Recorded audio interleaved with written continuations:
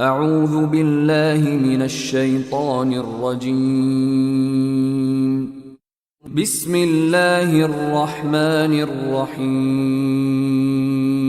الطلاق مرتان، فإمساك بمعروف أو تسريح بإحسان، ولا يحل لكم أن تأخذوا مما آتيتموهن شيئا إلا أن يخافا ألا يقيما حدود الله، فإن خفتم ألا يقيما حدود الله فلا جناح عليهما فيما افتدت به، تلك حدود الله فلا تعتدوها، ومن يتعد حدود الله فأولئك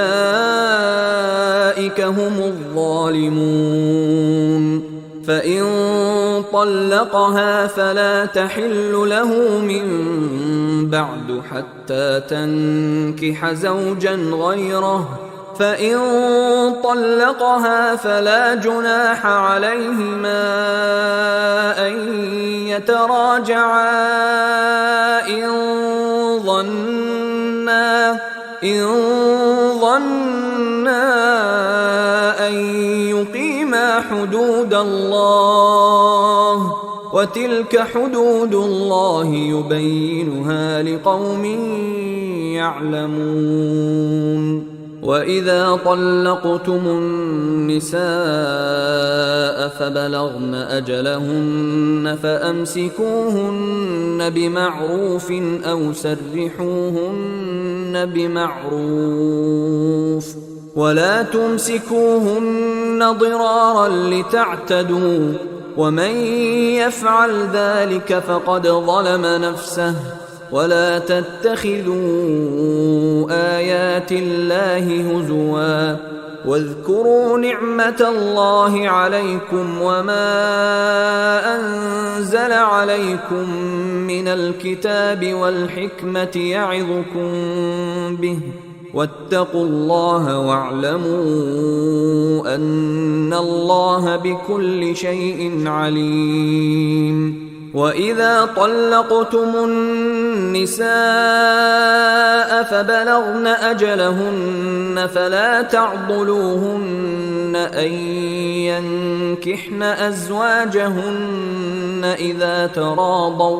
إذا تراضوا بينهم بالمعروف، ذلك يوعظ به من كان منكم يؤمن بالله واليوم الآخر، ذلكم أزكى لكم وأطهر، والله يعلم وأنتم لا تعلمون.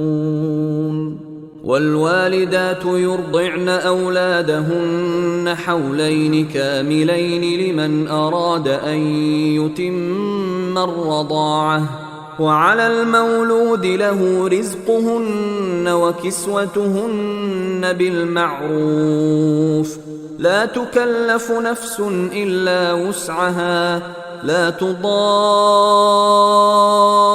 والدة بولدها ولا مولود له بولده، وعلى الوارث مثل ذلك، فإن أرادا فصالا عن تراض منهما وتشاور فلا جناح عليهما.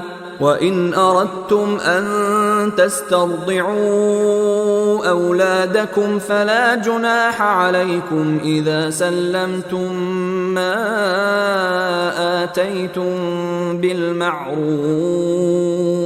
واتقوا الله واعلموا أن الله بما تعملون بصير.